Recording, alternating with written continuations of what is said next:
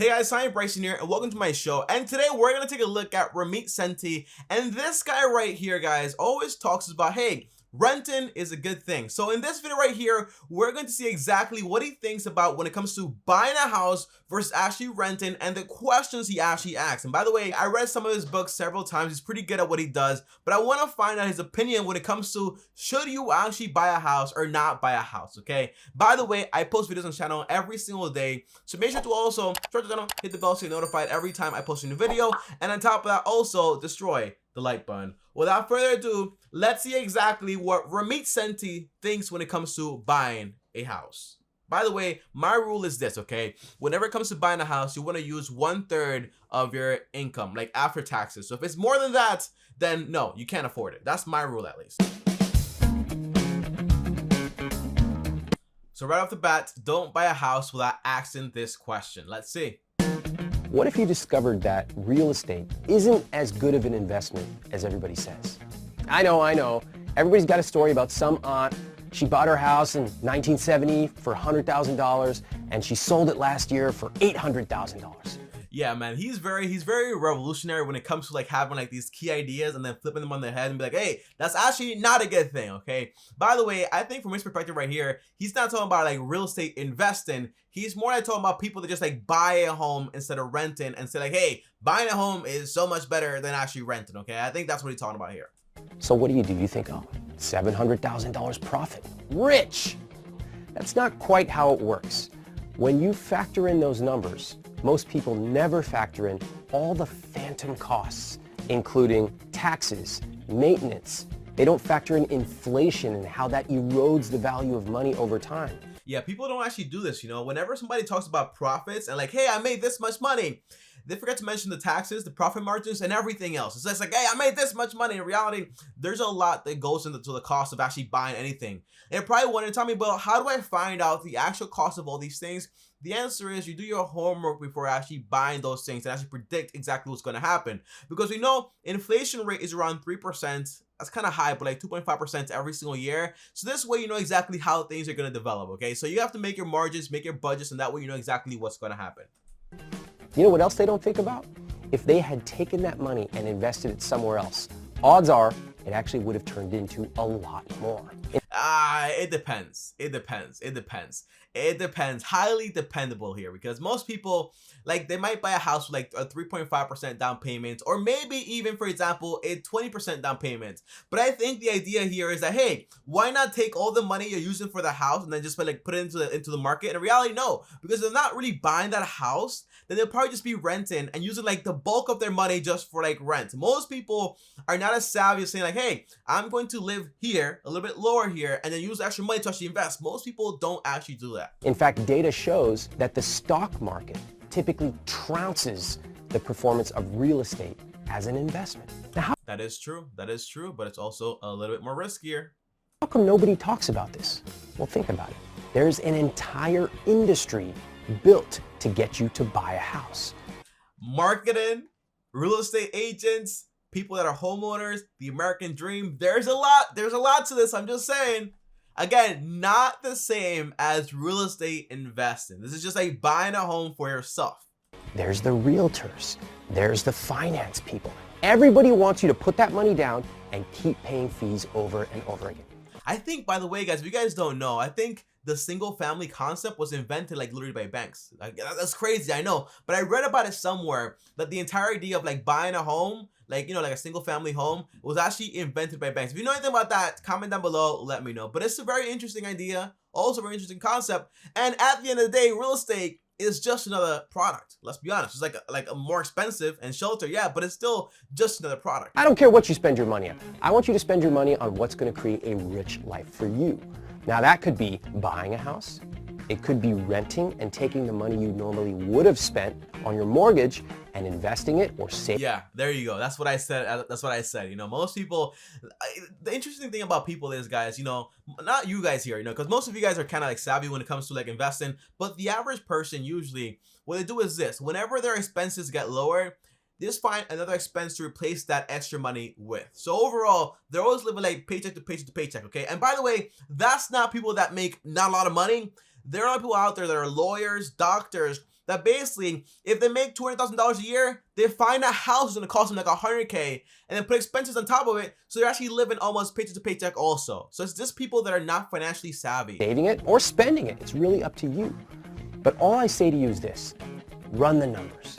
If you run the numbers like me, you might discover that for where you live, it actually makes no financial sense to buy.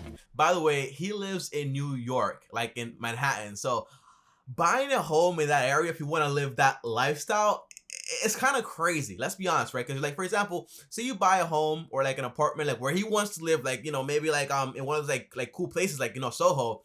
It might cost like $3 million, $4 million. Like, how in the heck are you going to get that money back? The answer is you might be better off just by renting the place for like $3,000, $4,000. If you do the math, that might be more profitable. Just invest that money, the extra money you would have paid on the mortgage, just put that money in the S&P 500, or for example, buy more properties and invest that money also. I just slowed down. I noticed I was talking very fast. Let's be conscious. Let's be conscious, Tommy. Are there other reasons to buy? Of course. Maybe you want to buy because you want to knock that wall down. Maybe you want to buy because you want your kids to go to a certain school. Fine. But run the numbers, because for the biggest purchase of your life, you should know all the math. And yeah. I think most people always like, hey, my agent told me everything's fine. Hey, my financial advisor told me everything's fine. It's kind of like, are you going to really believe every single detail? The people that actually have the most to win, if you actually basically make that purchase, are actually going to tell you? The answer is no. So in reality, you have to make a conscious, reliable opinion on what exactly it's going to cost you, because those people obviously are biased. So get yourself a financial advisor if you don't want to do the math yourself, because that person is just there for your benefit and your interest, okay? But a real estate agent and a financial guy or whatever, those people are there also for their benefits and their businesses. So that is kind of like, hey, they have something to actually win here. So be very careful with that. the simplest way to start running the numbers is to go online and search for a buy versus rent calculator. There's some really good ones online. That's so simple, right? Like I think people think like, oh my gosh, you know, like you have to do everything yourself. There's so much information out there that makes everything so much simpler. And they're going to let you plug in your numbers and show you for the house values in your area, does it make sense to buy or rent? Then you want to go a little deeper. You want to say, you know what can I get in the stock market? Now, generally, we can assume that over the long term, if we invest in a low-cost, diversified index fund, we can get about 7%. That is true. 7% is the average. And by the way, whenever you're investing in the stock market, you're going to have like bad years and also very good years. Some years it might be 7%, but some years it might be 10, 20, maybe even 21%. But an average is going to be 7% because you also have bad years. But what I've learned is you just have to keep investing consistently to average out the numbers to around 7% after you're actually done investing. Can you beat that in your area over time with real estate appreciation? And don't come and tell me leverage, Remit, leverage. I'm only going to put $10,000. I'm going to make $500,000. Leverage works on the way up, but it also works on the way down. The classic example of leverage is you know what Warren Buffett says about leverage? Leverage is a very sharp tool that can make smart people go broke very easily. That's why Warren Buffett doesn't really leverage out so often. Put $10,000 down, my house appreciated, and now I made $50,000. You're leveraging your money to grow, and it can grow disproportionately fast. That's the beauty of real estate when it works. But it also works on the way down. If your house... Yeah. Bull market, bear market, buyer's market, seller's market. You know, people usually only see like the good parts, but you know, if something happens, okay, and things actually go for a lot less, then you can just lose a lot of money also, a lot of value. Depreciates by 5%. In other words, if your neighbor's house sells for 5% lower, your house is probably going to sell for 5% lower. Your investment can be wiped out. So don't be misled. There's a lot of secret numbers when it comes to real estate. And if somebody's coming to you and telling you it's a sure thing, they're probably trying to profit off of you. Yeah, I think the best thing ever. By the way, I think it's the end of the video. Yeah, that's the end of the video, man. Ramit Sethi always has like these great opinions whenever it comes to anything. And I think like the best thing about this guy is like he's always trying to figure out the truth behind a concept. He's just not always trying to find like the regular normal whatever. And by the way, I don't really agree with his lifestyle at all. You know, like he rents in like the city, he lives in the city, he spends a lot of money like doing like several things that actually enjoys doing, but he does that by being able to understand exactly what his financial goals are, and those are his financial goals. But to me, it's a lot of money that he spends on like several things that I really want to spend my money on.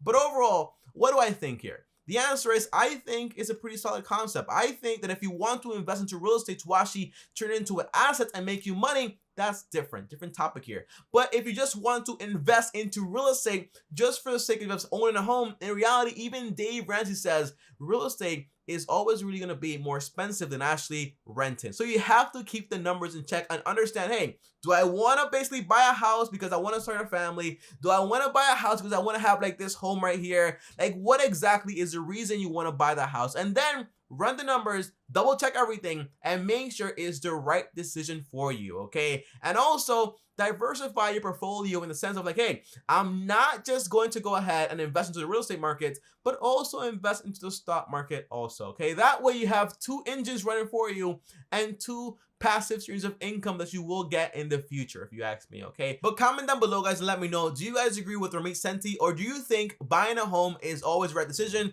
And I'm pretty sure you guys are gonna say no. Obviously not, Tommy. It depends. And on top of that, also subscribe to the channel and hit the bell so you're notified every time I post a new video. On top of that, follow me on Instagram, Bryson. And before I go, if you want to watch another video about how this lady right here makes around $145,000, and literally 2 to 3 years prior, her bank account balance was actually negative. So you want to see that, click this video right here. And I'll see you guys tomorrow. Thanks for watching. And as always, peace.